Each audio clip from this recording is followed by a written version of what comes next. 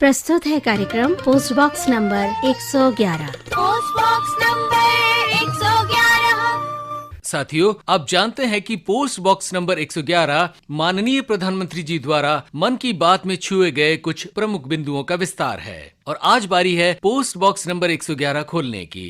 मैं महेंद्र करता हूं आपको नमस्कार। कार्यक्रम को आगे बढ़ाने से पहले सुनते हैं माननीय प्रधानमंत्री जी द्वारा मन की बात कार्यक्रम में व्यक्त किए गए ये विचार। साथियों, सावन की फुहारों के बीच देश एक बार फिर त्योहारों की रौनक से सजने जा रहा है। हरियाली तीज है, फिर नागपंचमी और रक्षाबंधन, फिर जन्माष्टमी, हमारे नटखट कान्हा के जन्म का उत्सव। ये सभी पर्व यहाँ हमारी भावनाओं से जुड़े हैं।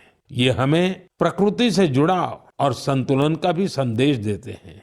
आप सभी को इन पावन पर्वों की ढेर सारी शुभकामनाएं। अगस्त महीना या यूं कहें हमारे सावन भादो हमारे पर्व और अनुष्ठानों के महीने हैं। इन्हीं पर कुछ बातें करेंगे। हमारे साथ हैं विशेषज्ञ विद्वान डॉक्टर आशुतोष शर्मा जी और साथ में हैं श्रुति पुरी जी। आशुतोष जी, आपसे शुरू करूंगा। श्रावण और भादो ये महीने, या यूं कहें इसके बाद इनको और बढ़ा दिया जाए तो चातुर्मास, इनका हमारी संस्कृति में, हमारे अध्यात्म में क्या महत्व है? सभी श्रोताओं को इन सभी पर्वों की विशेष शुभकामनाएं। विशेष इसलिए हमारे प्रधानमंत्री जी भी इन पर्वों को हर्षोल्लास से मना रहे हैं और मनाते आ रहे हैं। जो हमारे प्रधान है, प्रधानता का अर्थ हम समझ सकते हैं कि यदि प्रधान उत्तम हो तो जनता कैसी होगी। और इसी क्षेत्र में यदि हम बात करें तो हमारा जो मूल धर्म है वास्तविकता में, वो धर्म सनातन धर्म है, लेकिन सबसे बड़ा धर्म सामाजिक धर्म है। इस समाज के अंदर जो हमें एक दूसरे से जोड़े वो धर्म श्रेष्ठ हो जाता है और इसके लिए प्रकृति से उत्तम धर्म किसी का नहीं है। यदि हम प्रकृति को समझे तो इसमें अलग अलग ऋतुएं आती है। जैसे आप देखेंगे वसंत ऋतु, ग्रीष्म ऋतु, वर्षा ऋतु, शरद ऋतु, हेमंत ऋतु और शिशिर ऋतु। तो आप देखें वर्षा ऋतु का प्रभाव क्या है? प्रभाव है प्रकृति का बढ़ना, प्रकृति का सिंचन होना। और इस प्रकृति के बढ़ते हुए क्रम को जो हमारे जीवन में विशेष उपयोगिता ले लेता है, प्रभाव ले लेता है और हमारे को बताता है कि हमें कैसे जीना चाहिए। ये प्रभाव बताता है हमारे को श्रावण और भाद्रपद मास। श्रवण क्या है? श्रवण कहते हैं सुनने को। हमारी जो श्रवण शक्ति है वो विशेष हो जाती है। और वेदों में श्रवण शक्ति के जो देवता हैं वो विष्णु हैं। विष्णु का अर्थ क्या हुआ कि विष्णु व्याप्तो इति विष्णु, जो हमारे रग रग में व्याप्त है वह विष्णु। तो हमें सुनने समझने की क्षमता दें। और ऐसे समय में जब वर्षा चक्र चलता है तब आप देखेंगे प्रकृति में कहीं वर्षा अधिक हो गई, पानी भराव अधिक हो गया। इसीलिए क्या बोला कि चातुर्मास भी उसका एक प्रभाव ले लिया कि इस समय स्थिर हो जाओ, मूवमेंट मत करो। तो क्या करें? श्रवण करो। क्या श्रवण करें? भजन कीर्तन आदि जो कथा है, कथा का अर्थ यहाँ पर जो भी सुसंगति है उससे प्राप्ति, उससे ज्ञान जो हमें प्राप्त हो सज्जनों से, वो प्राप्त करो। यही इसका तात्पर्य हमारा जीवन में हो जाता है। आशुतोष जी, श्रावण जैसा कि आपने अभी जिक्र किया, इसे विष्णु से जोड़ा गया श्रावण, लेकिन हमारी लोक मान्यताओं में या हमारी संस्कृति में इस महीने को शिव से बहुत ज्यादा जोड़ा जाता है। यानी शिव मंदिरों पर, शिव अनुष्ठानों पर, और ये भी कहा जाता है कि शिव को पानी से बहुत प्रेम है। तो क्या शिव का भी हमारी संस्कृति में श्रावण मास से या इस चातुर्मास से कोई जुड़ाव मिलता है? शिव जी का तो विशेष महत्व है ही, लेकिन जो जल की बात आपने की, लोगों में लोकोक्ति में मतांतरता आ जाती है। कैसे? यदि हम जल के मूल अर्थ की बात करें तो वो शिव से नहीं, वो तो विष्णु से ही है। इसीलिए विष्णु का जो एक मूल नाम है वो है नारायण। नार शब्द का अर्थ होता है जल और उसमें अयन का अर्थ है जो उसमें वास करता हो। इसलिए नारायण क्या है? जो जल में वास करे। इलेक्ट्रॉन, प्रोटॉन और न्यूट्रॉन की गति के साथ सबसे ज्यादा गति किसमें हो जाती है? जल में हो जाती है। हमारे शरीर में सबसे अधिक क्या है? जल है। लगभग 68 से 70% जल हो जाता है। तो जल के द्वारा ही विष्णु है। और शिव के मस्तक पे उन्होंने जीवन का जो परम जल है, जिसे हम गंगा के रूप से जानते हैं, उसको धारण किया है। वो कहां से आया? वो उन्हीं भगवान विष्णु के चरण से निकला हुआ है। तो इसलिए जो धारण शक्ति है भगवान विष्णु की, वो शिव है। इसलिए आप देखेंगे इस समय में केवल हरि की बात नहीं है या केवल हर की बात नहीं है, हरि हर की बात यहां होती है। हर कौन है? जो खींच ले, छीन ले। किसको छीन ले? हमारे सारे मूल प्रभावों को खींच ले और जो हमें शुद्ध करे, जो पाप से मुक्त करे, वो हरि हो जाता है। तो हर और हरि का सामंजस्य आपस में हो जाता है, यानी हरिहर हो जाता है। हरिहर हो जाता है। इसीलिए आप देखें भगवान शिव का जो त्रिशूल है, उस प्रकार का जो तिलक है भगवान विष्णु धारण करते हैं। और भगवान विष्णु का जो मूल या उनके अवतारों को भी आप देखेंगे, जो उनका धनुष चक्र है, उस प्रकार का तिलक भगवान शिव धारण करते हैं। तो दो तो हम मान ही नहीं सकते। आशुतोष जी, श्रवण या सावन महीना हमारी लोक भाषा में हो गया, इसमें बहुत सारे पर्व त्योहार होते हैं, लेकिन महिलाओं के श्रुति जी इस माह में बहुत सारे अनुष्ठान होते हैं और उनमें उत्तर भारत में बहुत सारी, हालांकि देश के अलग अलग अंचलों में होता है, लेकिन उत्तर भारत में हरियाली तीज खास तौर पर मनाई जाती है। और हरियाली तीज पर बगीचों में जाना या जल सरोवरों के पास जाना, मेला मनाना, ये महिलाएं खास तौर पर करती हैं। तो बताएं कि ये सावन के महीने में हरियाली तीज और खास तौर पर महिलाओं के जो पर्व है वे कौन कौन से हैं और उनका क्या महत्व है? देखिए, 7 वार और 9 त्योहार ये भारतीय संस्कृति के मूल में है और कोई भी त्योहार, कोई भी पर्व वो महिलाओं से इतर तो है ही नहीं।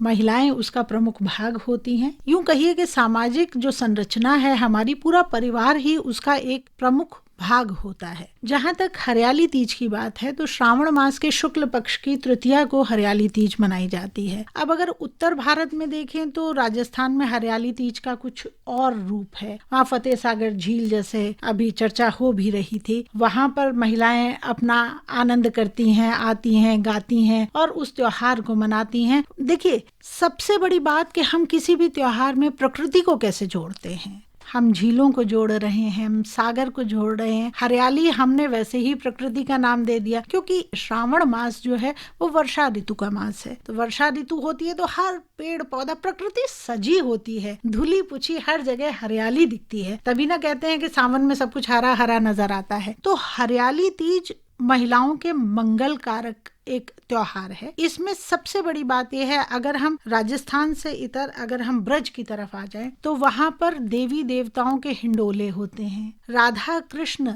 जुगल सरकार को भी झूला झुलाया जाता है, उनके भी फूल बंगले सजते हैं। और जैसे कि शिवजी की बात हो रही थी तो प्रत्येक सोमवार को ब्रज में शिवजी की उपासना के लिए तरह तरह के बंगले सजाए जाते हैं। जितना कृष्ण देवालयों में अगर सजावट होती है तो उससे कहीं ज्यादा महादेव के देवालयों में सजावट होती है। हम हरियाली तीज की बात कर रहे हैं तो ब्रज तो वैसे ही खान पान के लिए अपना जाना जाता है, तो वहाँ घेवर है, जलेबी है, फैनी है, ये सब भी सिंधारे में दिए जाते हैं। घेवर की परंपरा इस पे है और खास तौर पर सत्तू राजस्थान में बनाए जाते हैं तीज के मौके पर। जी जी जी। तो इन सब का पूजन भी होता है। जब नैवेद्यम, जो ये नैवेद्य रखे जाते हैं, इन सब चीजों को भी नैवेद्य में रखा जाता है। दूसरा, स्त्रियों के मंगल से जोड़ दिया जाता है। स्त्रियां झूले पड़ते हैं, सभी स्त्रियां झूला झूलती हैं, श्रृंगार करती हैं। हरे कांच की चूड़ियों का विशेष महत्व है जो हरियाली का ही द्योतक है कि घर में भी सुख संपन्नता रहे। हरियाली से अपने 16 श्रृंगार करके स्त्रियां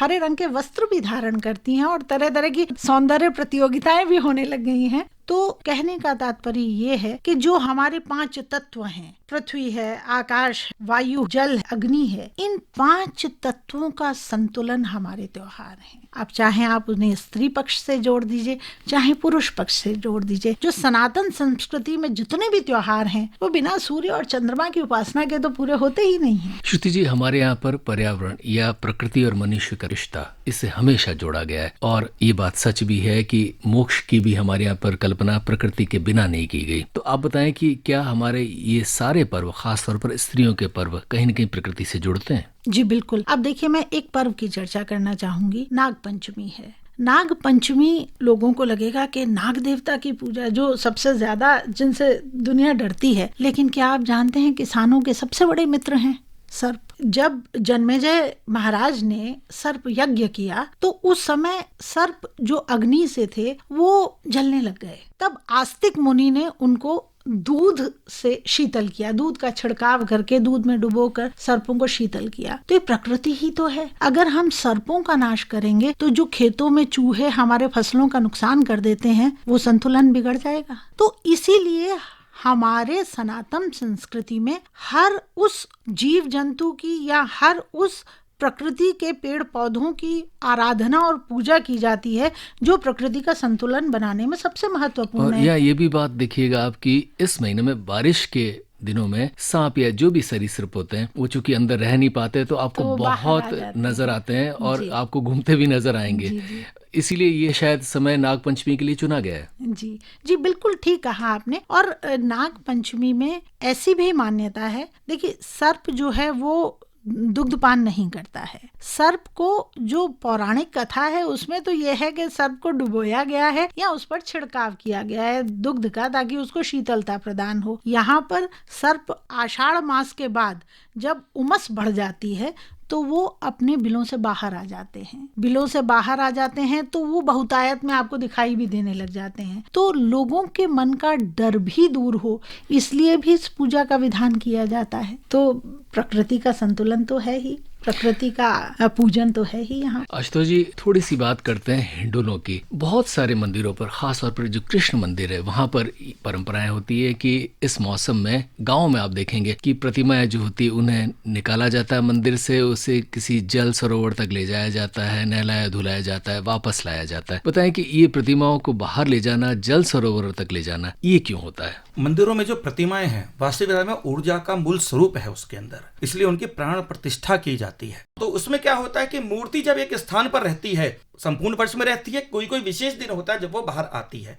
क्यों आती है? क्योंकि उनकी जो प्राण प्रतिष्ठा की है उसमें शुद्धिकरण, चार्जिंग की भी आवश्यकता पड़ती है। आप देखेंगे सेंटर ऑफ ग्रेविटी का अर्थ क्या है कि जब 100 लोग एक बिंदु पर करें, ध्यान दें, तो वो एक बिंदु से 100 गुना प्रभाव वापस होके आता है। यह विज्ञान है। इसी प्रकार से मूर्तियों में क्या होता है, सभी प्रकार के लोग जाते हैं, शुद्धि भी होती है, अशुद्धि भी होती है। तो इस समय पे क्या है, जब प्रकृति का संचालन चक्र चल रहा है, शुद्धिकरण चल रहा है, धूल मिट्टी हट गई, गर्मी का ताप कम हो रहा है, ऐसे में अंदर जो रहने वाली मूर्ति है प्राण प्रतिष्ठा के बाद वो स्वयं ईश्वर है। तो जिस प्रकार हम अपने नित्य नैमित्तिक कर्म को किया जाता है, इसी प्रकार से हम देवता को भी नित्य कर्म के अनुसार प्रकृति में लाते हैं, समाज में लाते हैं, सबके बीच में लाते हैं और उनके साथ उनको भी वही कार्य कराते हैं। बस फर्क क्या हो जाता है, जो कार्य हमारे लिए 365 दिन का एक वर्ष है, ऐसे देवी देवताओं का वह एक दिन है। इसलिए विशेष दिन में 1 या 2 बार ही मंदिर के बाहर लाया जाता है। यदि हमारे दिन और उनके दिन समान हो जाए तो फिर तो रोज लाना पड़ेगा। यदि आप इसको वास्तविक संयोग से देखें तो यह तपस्या क्या ही एक रूप है, और मूल तपस्या को जो जोड़ा गया है, जैसे हम बात कर रहे हैं हरियाली तीज की, तो तीज अर्थात तृतीया, हमारे जो 15 तिथियां होती है, प्रतिपदा, द्वितीया, तृतीया, इस प्रकार से। तो वैदिक शास्त्र में हमें तृतीया का स्वामी देव तत्व जो प्राप्त होता है वो होता है गौरी, जो शायद बहुत लोग नहीं जानते हैं। जैसे प्रतिपदा का अग्नि आरंभ होता है शुक्ल पक्ष से, इसी प्रकार से द्वितीया का ब्रह्मा, तृतीया का गौरी। तो यहाँ गौरी पूजन का मूल महत्व है। इसलिए आप देखें गौरी को क्यों, तो गौरी का एक नाम पार्वती भी है। पार्वती क्यों? जो शिव की तपस्या कर रही है। तो यहाँ पर बात सीधी सीधी तपस्या की है, अपने आप को साधने की है। इसीलिए क्या क्या कर्म करें, तो पंचभूतात्मक तत्वों के द्वारा अपने शरीर की शुद्धि, मन की शुद्धि और आत्मिक शुद्धि के लिए जो कार्य किए जाएं वही शिव की प्राप्ति कराती है। कौन शिव? तो शिव तत्व में अगर आप देखें संस्कृत भाषा में तो धातुएं होती हैं संस्कृत में, तो उसमें शम शब्द जुड़ा हुआ है। जैसे शमनो रुद्रः वरुणः, शंकर, तो शमन करोति इति शंकरः। तो इसी प्रकार से शिव क्या है, जो शम शब्द से बना है, अर्थात जो कल्याण करने वाला है। तो यदि ये कल्याण की भावना केवल सामान्य रूप से हो जाती तब तो सती ही पूरा कर लेती, फिर पार्वती को आने की आवश्यकता क्या थी। यहाँ एक दूसरे का पूरक भाव है। कैसे कि सती जो है वो दक्ष की पुत्री है, दक्ष अर्थात श्रेष्ठ, जो अपने आप को बेस्ट मानता हो। तो जो बेस्ट मानेगा उसके यहाँ पे क्या आएगा, परफेक्शन आएगी। तो सती का अर्थ क्या है, जो परफेक्ट हो। तो ऐसा परफेक्ट जो सही को और गलत का भेद भी समाप्त कर दे, अपने आप को बेस्ट मान ले, उसका त्याग होना पड़ता है। क्योंकि कल्याण के लिए सत्यता नहीं, श्रेष्ठता चाहिए, व्यवहारिक व्यवस्था चाहिए, जिसमें कल्याण की भावना सभी के लिए जुड़ी हो, सेल्फ के लिए नहीं होना चाहिए, समाज के लिए होना चाहिए। और इसीलिए बाद में पर्वत की पुत्री होकर उनका नाम पड़ा पार्वती। क्यों? जो अपने निश्चय पे स्थिर रहे, और वो जब तप करे तो किसको प्राप्त करे, उस शिव को प्राप्त करे जो कौन है, पंचानन। पंचानन बोलते हैं ना, हम आरती करते हैं, एकानन, चतुरानन, पंचानन राजे। तो एकानन कौन है, चतुरानन कौन है और पंचानन? तो इसमें पंचानन जो है वो शिव है, अर्थात जो 5 तत्वों के स्वामी हैं, आकाश, वायु, अग्नि, जल और पृथ्वी, ये क्रमशः एक सभी से निकले हुए हैं। तो इसमें इन सब का जो स्वामी है अर्थात भौतिक तत्व, इसीलिए बोला उनका एक नाम क्या है, रुद्र। क्या करता है, जो रुला देता है। कैसा रुलाता है, जो 5 पंच भौतिक शरीर हमारा छूटता है तो क्या करते हैं, सगे संबंधी रुदन करते हैं, रोते हैं। जब किसी की मृत्यु हो जाए तो सब रोने लगते हैं, तो वही रुद्र भी हो जाता है। तो जो हरण करने वाला है, किस चीज का हरण, हमारी आत्मा को खींचने वाला है, जो आत्मा की शुद्धि के लिए कार्य करने वाला है। तो जिसके अंदर जो शरीर से उन्नत हो जाए और पंच भौतिक शरीर में साधन छोड़ दे अपना, वही अपनी कृपा स्वरूप भगवान को प्राप्त हो जाता है। ये तपस्या माता गौरी की शिवजी को प्राप्त करने की है। और वो कब हुई पूरी? इसी हरतालिका तीज को ही। इसलिए आप देखेंगे सुहागनें तो इस कार्य को करती ही हैं, जो कन्याएं हैं वो भी करती है कि हमको शिव जैसा वर मिले। तो हम ये नहीं कह सकते केवल सुहागनों का त्योहार है, ये हर श्रेष्ठ उत्तम व्यक्ति का त्योहार है। क्योंकि हर व्यक्ति अपने जीवन में उन्नति का मतलब आदि भौतिक,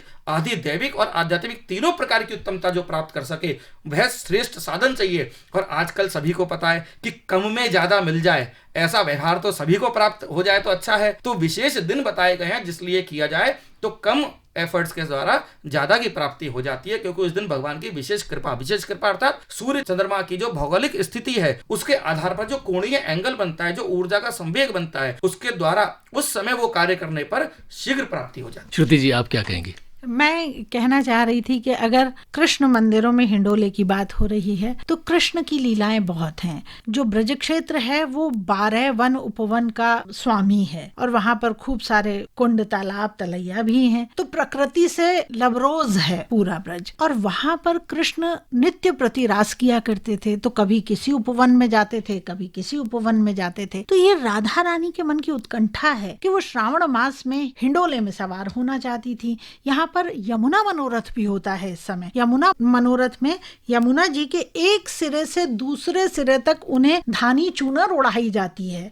नावों में बैठकर एक सिरे से दूसरे सिरे तक जाया जाता है और वहां पर यमुना मनोरथ होता है, उनको चूनर चढ़ाई जाती है धानी। कहने का तात्पर्य ये है कि हर देवालय, अगर आप प्रमुख देवालयों की बात करते हैं, द्वारिकाधीश जी या बांके बिहारी जी महाराज, यहाँ पर ऐसी सजावट भी की जाती है। द्वारिकाधीश जी में तो पूरा ताल बनाया जाता है और वहाँ पर बाकायदा विग्रह को लाकर नाव में बिठाकर उनको पूरी सवारी कराई जाती है। हिंडोले बनाए जाते हैं जन साधारण के लिए। वो हिंडोले विग्रह स्थल से बाहर आते हैं। धार्मिक पक्ष में क्योंकि लीलाएं हैं और इसलिए राधा कृष्ण जुगल सरकार बाहर आएंगे, हिंडोले में झूला झूलेंगे और वही परंपरा का निर्वाह होता है। लेकिन वो वहां पर क्रिएट कर दिया जाता है, ऐसी बनावट कर दी जाती है कि यमुना जी भी वहां आ जाती हैं, यमुना जल से भर दिया जाता है प्रांगण और विग्रह बाहर आ जाते हैं। आशुतोष जी, थोड़ा सा सावन के सोमवारों का जिक्र करें। लोग इंतजार करते हैं कि सावन का पहला सोमवार कब आएगा, और उस सोमवार को बहुत सारे लोग मान्यता में अभी भी इंतजार करते हैं कि बारिश हुई या नहीं हुई, मानसून जल्दी आएगा या देरी से आएगा, लेकिन सावनी सोमवार को बारिश होनी चाहिए, होती है। तो बताएं कि ये सावन के जो भी सोमवार है, इनका लोक मान्यताओं में इतना प्रभाव क्यों है? सोमवार इसलिए विशेष हो जाता है कि सोम का अर्थ है चंद्र, और चंद्र कहाँ प्राप्त होता है? भगवान शिव के मस्तक पर विशेष प्रभाव लेकर के जो उनका शुद्ध ईश्वरीय तत्व है वो चंद्रमा में वास करके भगवान शिव के सिर पे, मस्तक पे सवार होता है। तो हम ये मानते हैं कि सोमवार में जो पहली होरा हुई वो चंद्र की हुई। आप अगर वैदिक सिस्टम को देखेंगे तो वार कैसे निर्धारण होता है? तो वार का निर्धारण होता है ग्रहों की दूरियों के आधार पर। सबसे दूर का ग्रह शनि, फिर बृहस्पति,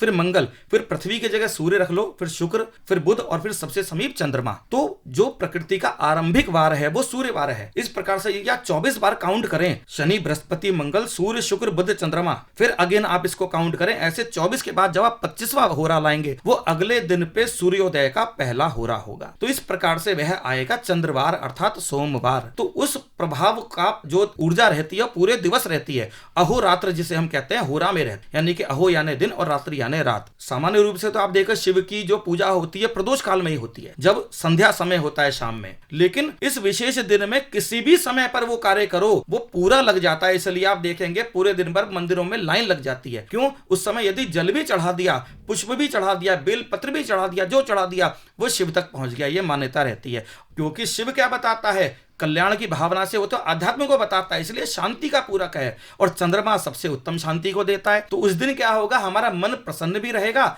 और शांत भी रहेगा। तो इसकी जो पूजा है वो सोमवार की पूजा हमारी हो जाती है। और आप देखेंगे एक नाद की आवाज होती है प्रकृति में। यदि आप किसी शांत स्थान पर जाओ तो नाद की आवाज सुनाई पड़ती है। और नाद क्या है? वो नाद है भगवान शिव का डमरू। तो इसको शास्त्र में लिखा, नृतावसाने नटराज राजो ननाद ढक्का नव पंचवारम उद्धर्तु कामा सनकादि सिद्धान एतद्विमर्शे शिव सूत्र जालम। ये बोला कि भगवान ने दो नटराज अवस्था में नव पंच अर्थात 14 बार डमरू बजाया उससे जो वाइब्रेशंस एक्टिव हुई, जो 14 सूत्र निकले, उनको सनकादिक आदि ऋषियों ने कैच कर लिया, पकड़ लिया और उससे पूरा शिव सूत्र जाल लिख दिया। और उसी से आप देखेंगे शब्द और व्यंजन बने हैं। तो आप देखेंगे सारा वोकेबुलरी ज्ञान जो है वो भगवान ने उन 14 सूत्रों में दे दिया। तो जब आप नाद ब्रह्म में जाएंगे तो उनकी जो ऊर्जा है भगवान की, वो हमें प्रकृति के आउटर एरिया में प्राप्त होती है, बाह्य वर्ल्ड में प्राप्त होती है। इसलिए प्रकृति में समाज से जुड़ने की भावना यहां रखी गई। उससे पहले क्या था, गर्मी थी, घर के अंदर बंद थे, मूल ऊर्जा से अलग रह रहे थे, एक आर्टिफिशियल ऊर्जा में क्रिएट हो गए थे। प्रकृति से जुड़ना है। सावन से चलते हैं भादों पर, और भादों का जिक्र आता है तो एक बहुत बड़ा पर्व हमारे श्री कृष्ण, उनका जन्म दिवस श्री कृष्ण जन्माष्टमी, थोड़ा इसके बारे में बताएं। कृष्यति इति कृष्णः, जो अपनी ओर आकर्षण को कर ले वही कृष्ण है। और वैसे तो उनकी पत्नी का मूल जो नाम हम जानते हैं वो रुक्मिणी है, लेकिन राधा तत्व क्या है? जो जीवन में प्रेम और सौंदर्य की जो धारा है वही राधा है। अगर धारा शब्द को समझ लो तो राधा भी समझ आएगा, जो उसमें डूबा रहता है। और वो क्यों है? क्योंकि प्रेम ही जीवन का सार है। और भगवान कृष्ण कब आए? आज 28वां कलयुग में हम जी रहे हैं, और भगवान कृष्ण इसी 28वें द्वापर के अंतर्गत आए हैं, यानी कि लगभग 5,500 साल वर्ष पूर्व ही आए हैं। तो जब एक ईश्वरीय तत्व आता है तो उसकी ऊर्जा पूरी जगह छा जाती है, और वो ईश्वर सदैव प्रकृति से जुड़ता है। गोवर्धन की पूजा स्वयं ईश्वर भगवान कृष्ण की पूजा मानी जाती है, वहां के सरोवर की पूजा कृष्ण की पूजा मानी जाती है, वहां के वृंदावन की पूजा कृष्ण की पूजा मानी जाती है। अर्थात कृष्ण क्या है? उस प्रकृति में वास करने वाला तत्व है, जो आपको खींचे, आकर्षण करे। आकर्षण सदैव अपने से ऊपर की ओर में होता है, गंदी में कभी किसी का आकर्षण नहीं होता। तो जो हमको उन्नति की ओर मार्ग दे वही कृष्ण है। अब आप देखेंगे अष्टमी को इनका जन्म बताया। यदि अष्टमी की बात करें, बिल्कुल मध्य में है, पूर्ण चंद्र नहीं है, अर्ध चंद्र है। अर्थात कुछ पाने से कुछ पाने तक की जो है, उससे आगे अतिरिक्त पाने की लालसा ना होने पर भी प्राप्ति भी करें, लेकिन सामंजस्य को बैठा के चले, भागे नहीं, कम से ज्यादा की और भाग में उसमें फंसे नहीं, कुछ है उसमें भी शांत रहें, और जो प्राप्ति हो सकती है उसके लिए भी प्रयास रहें, लेकिन उसमें अटके नहीं, मुक्त हो जाएं। ये मुक्तता की जो श्रेष्ठता है वो ही कृष्ण की है। श्रुति जी, श्री कृष्ण जन्माष्टमी का जिक्र आता है तो वृंदावन का, मथुरा का, इन सब का जिक्र आता है। बताएं कि वहाँ की लोक मान्यताओं में या सांस्कृतिक मान्यताओं में ये श्री कृष्ण जन्माष्टमी कैसे मनाई जाती है और क्यों? देखिए, वहाँ के लोगों के लिए तो ये महापर्व है। श्री कृष्ण की वजह से ब्रज विश्व में जाना जाता है। आप बात कर रहे थे कि प्रकृति के उद्धारक हैं श्री कृष्ण, बिल्कुल उद्धारक हैं, क्योंकि जब श्री कृष्ण का जन्म हुआ उसके बाद यमुना ने पद प्रक्षालन किया उनका, वसुदेव जी जब लेकर जा रहे हैं, यमुना को साफ करना था, प्रदूषण से मुक्त करना था, तो उन्होंने कालिया नाग का मर्दन किया। धेनुकासुर वन में से किसी को फल नहीं खाने देता था, सड़ जाएं, कुछ हो जाएं, लेकिन वो फल नहीं खाने देता था। तब कृष्ण ने उनका मर्दन किया कि ये प्रकृति सबके लिए है, तुम्हारे लिए नहीं है। आज भी कदम्ब के वृक्ष, निधिवन, आज भी जितनी प्रकृति ब्रज में निवास करती है वो मतलब आच्छादित है ब्रज प्रकृति से। नाम ही वृंदावन, नाम ही वृंदावन है। जो कृष्ण का धार्मिक एस्पेक्ट अगर हम देखते हैं, कृष्ण ने जन्म लेकर ब्रजवासियों को अपना बनाया, कंस का अत्याचार था उससे मुक्त कराया, स्त्रियों के लिए सबसे बड़े सहयोगी कृष्ण थे, उन्होंने स्त्रियों को बिजनेस करना सिखाया। तुम क्यों भेजती हो वहां पर, दूध दही तुम बेचो। उन्होंने कंस को क्षीण कर दिया, शक्ति से क्षीण कर दिया, ना पौष्टिक आहार पहुंचेगा ना तुम बलवती होगे। तो उन्होंने बुद्धि से खेला और तब जाकर उन्होंने कंस का वध किया। गोपाल सहस्त्र नाम में जितने नाम हैं वो कृष्ण की लीलाओं के आधार पर हैं। गोवर्धन पर्वत उठाया, इंद्र का मर्दन किया, और तो ब्रज का एक एक बाल गोपाल है, ब्रज की एक एक बाला राधा है। तो ब्रज से तो राधा और कृष्ण को आप इतर कर ही नहीं सकते। इस चौमासे में क्या नहीं है ब्रज में? यमुना का मंदिर, इकलौता मंदिर ब्रज में है। कृष्ण ने कहा अगर भाई बहन दोनों मिलकर यमुना में डुबकी लगाएं तो भव से पार हो जाएंगे। तो ब्रज ऐसी अनोखी लीलाओं का, ऐसी अनोखी बातों का धनी है। दो विद्वान हमारे साथ हैं, श्रुतिपुरी जी और आशुतोष शर्मा जी। इनसे बातें कर रहे हैं वर्षा ऋतु के पर्वों के बारे में। आशुतोष जी, प्रकृति और पुरुष ये हमारे अनिवार्य हिस्से। प्रकृति के उत्साह का, उमंग का, नव जीवन का समय ये वर्षा काल, या जिसे चौमासा कहें, सावन भादों कहें। लेकिन एक बात और महत्वपूर्ण है कि परंपरागत रूप से हमारे यहाँ पर सच में आध्यात्मिक उन्नति के लिए और वैसे भी शाकाहार को ही सही बताया गया, शाकाहार की ही मान्यता है और ये माना भी गया कि आपको किसी भी तरह की आध्यात्मिक उन्नति चाहिए तो शाकाहार जरूरी है। आप कैसे किसी जीव का भक्षण कर सकते हैं। लेकिन इन सब के बावजूद वे लोग जो मांसाहारी रहे हैं वे सब भी इन महीनों में खासतौर पर मांसाहार नहीं करते। इसके पीछे भी क्या कारण रहे? देखिए, ये तो लोकोक्ति और मतांतर्गत जो अपने क्षेत्रीय परंपराएं और आस्वादन करने की जो हैबिट्स अपनी हो जाती हैं, ये तो वो तत्व है। वास्तविकता में यदि आप विष्णु पुराण उठाएं तो हमारे 84 लाख योनियों का जिक्र है। तो 84 लाख योनियों में 4 लाख प्रकार के तो मनुष्य बताए हैं, जिसकी जो प्रकृति और प्रवृत्ति है उसी के अनुसार उसका तत्व निर्धारण हो जाता है। किसी में वायु तत्व अधिक हो जाता है, किसी में जल तत्व अधिक हो जाता है, किसी में पृथ्वी तत्व अधिक हो जाता है।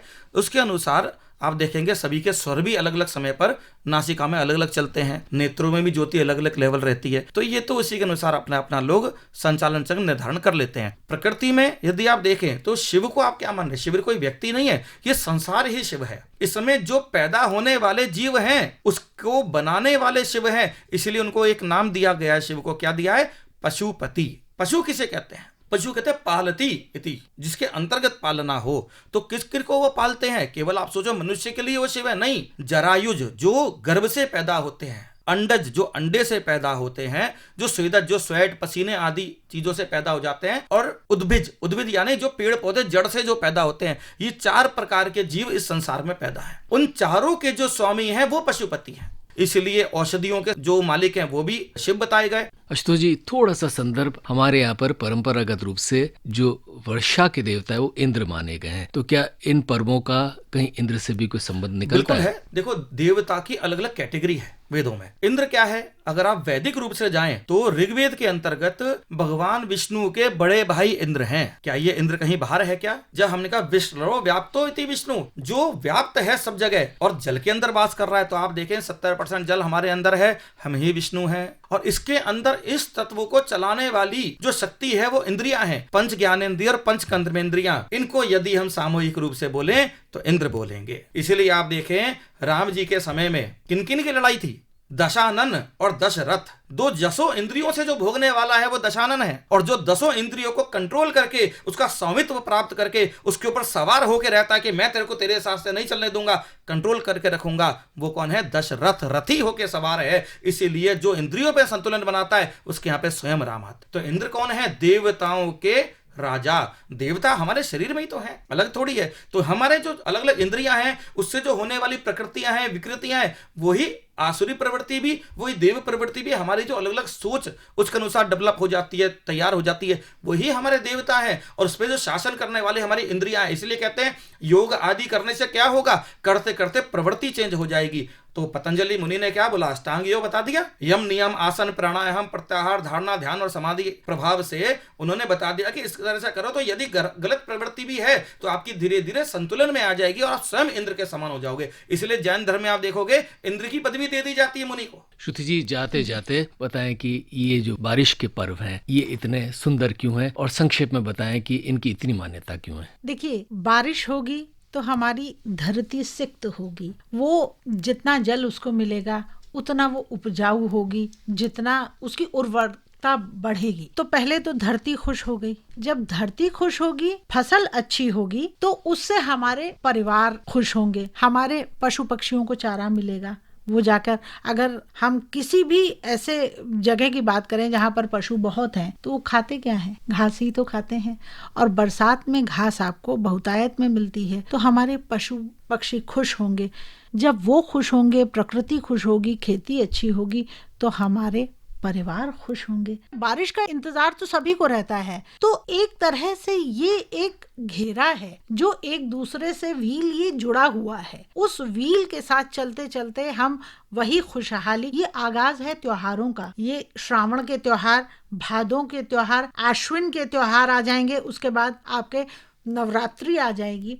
नवरात्रि में आप वैसे ही शक्ति की उपासना करते हैं, देवी की उपासना करते हैं। वहां पर भी आप धान्य बोते हैं, घट स्थापना करते हैं आप, प्रकृति सभी त्योहारों से जुड़ी है और यही खुशहाली का सबसे बड़ा कारण भी है। आशुतोष जी, हमारे प्रधानमंत्री जी ने इन पर्वों का जिक्र किया है, उसमें से एक पर्व की चर्चा और रह गई, वो है रक्षाबंधन। थोड़ी सी बात करते हैं रक्षाबंधन पर। बताएं कि रक्षाबंधन को लेकर कई कहानियां प्रचलित हैं। उनमें से कुछ कहते हैं कि जो रक्षाबंधन का वर्तमान स्वरूप है, ये जो भाई को बहन राखी बांधती है, ये आधुनिक है, ये प्राचीन काल में नहीं था। लेकिन इसमें एक ग्रामीण अंचल में एक रक्षाबंधन की परंपरा मिलती है और खासतौर पर हमारे राजस्थान में भी वो होती है कि अभी भी हमारे यहाँ पर जो मेरे खुद के गांव में भी जो मेरे गांव के मंदिर के पुजारी हैं, वो रक्षा सूत्र लेकर आते हैं और मुझे बांधते हैं। तो बताएं कि ये परंपराएं रक्षाबंधन की दोनों स्वरूप में, लोक मान्यताओं में और आधुनिक स्वरूप में भाई और बहन की, ये कब की है और परंपरागत रूप से रक्षाबंधन क्या था? यदि हम षोडश संस्कारों की बात करें, जो हमारे वेदों का भी भाग है, गृह सूत्रों में इसका वर्णन मिलता है, तो उसमें रक्षाबंधन नाम से नहीं है, उसमें श्रावणी पर्व है। श्रावणी पर्व क्या है? आज आप देखेंगे जितने भी ब्राह्मण हो गए, क्षत्रिय हो गए, वैश्य हो गए, ये सब क्या करते हैं, पहले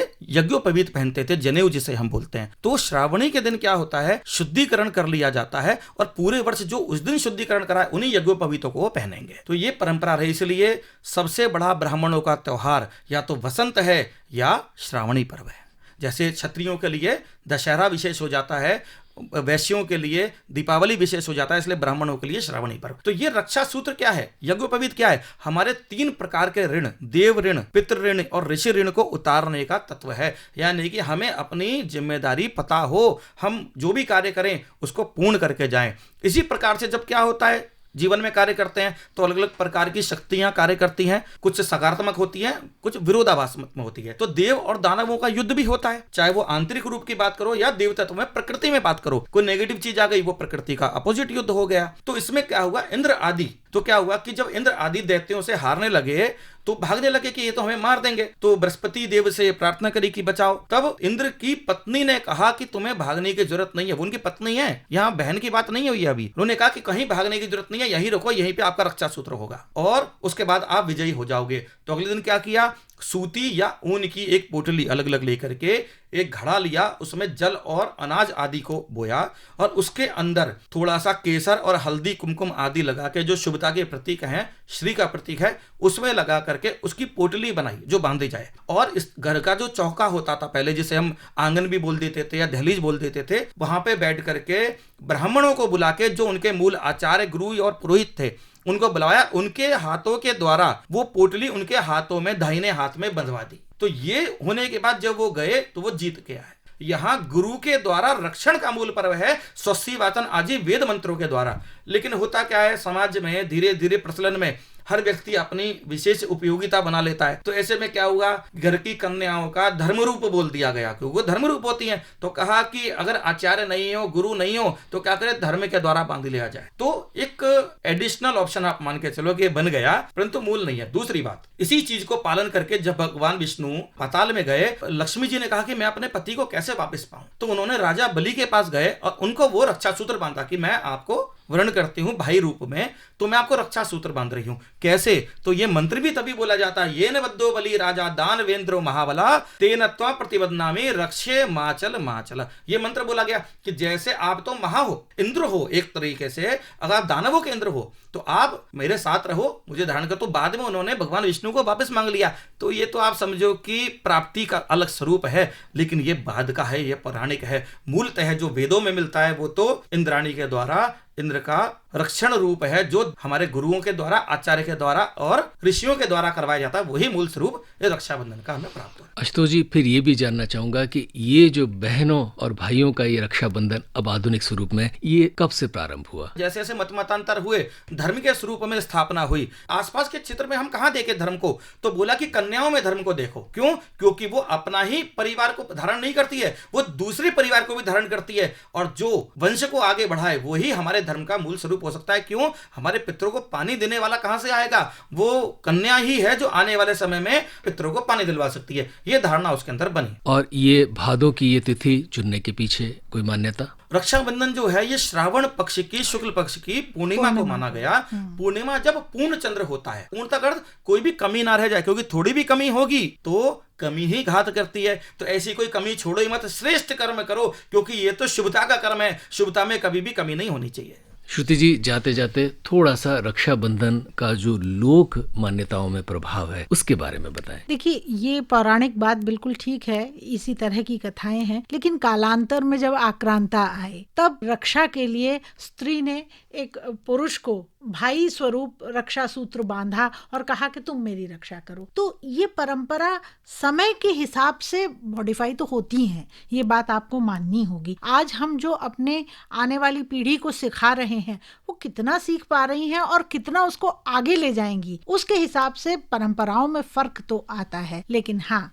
रक्षाबंधन आज भी बहनों का बहुत ही पावन पर्व है और कई जगह पर ऐसा भी देखा गया है कि भाई के साथ भाभियों को भी राखी बांधी जाती है। ये नहीं कि अब आपने स्त्री को राखी क्यों बांध दी, उसका भी तात्पर्य यही है कि भाई के साथ साथ भाभी भी हमारे मंगल की रक्षक बने और हमारी मनोकामनाओं को पूरी करे। इसलिए ये त्योहार मंगल कामना के लिहाज से बहुत ही उत्तम त्योहार है और जिसको घर घर में मनाया जाता है। पर्वों के इन महीनों की, इन अवसरों की सबको शुभकामनाएं देते हैं और श्रुतिपुरी जी और आशुतोष शर्मा जी आपका हृदय से आभार व्यक्त करते हैं। बारिश जीवन का प्रतीक, सृष्टि के हर कण और हर मन को वर्षा की एक एक बूंद जीवन और शीतलता प्रदान करती है। जीवन के उत्सव के इन क्षणों को भला भारतीय मनीषा पर्वों त्योहारों में बदलने से कैसे चूकती। सावन, भादो, चौमासा इसीलिए हमारे ठहरे हुए मनों में बारिश के जरिए एक नाद पैदा कर देते। सृष्टि के सृजन से इस पल के जरिए जीवन मिलने के हर क्षण को हम इसीलिए नमन करते। भीतर बाहर को संजीवनी देते इन महीनों को इसीलिए हम अनुष्ठानों और पर्वों में बदल देते हैं। प्रकृति के प्रति आभार और प्रकृति के प्रत्येक अंश का मान सम्मान हमारी चेतना और संस्कृति का अभिन्न हिस्सा है। ये पर्व और उत्सव उमंग और जीवन के प्रतीक भी हैं और भारत को इसीलिए अनूठा और अद्वितीय बनाते हैं। मन की बात के प्रसारण वाले रविवार को छोड़कर बचे हुए सभी रविवारों को हम लेकर आते हैं आपके लिए पोस्ट बॉक्स नंबर 111, जिसमें हम करते हैं माननीय प्रधानमंत्री जी द्वारा मन की बात में प्रकट किए गए कुछ प्रमुख बिंदुओं का विस्तार। मन से मन की बात के साथ जुड़कर आगे बढ़ते हैं तो देश आगे बढ़ता है। यही सिलसिला जारी रखेंगे। फिलहाल महेंद्र सिंह लालस को दीजिए इजाजत। नमस्कार।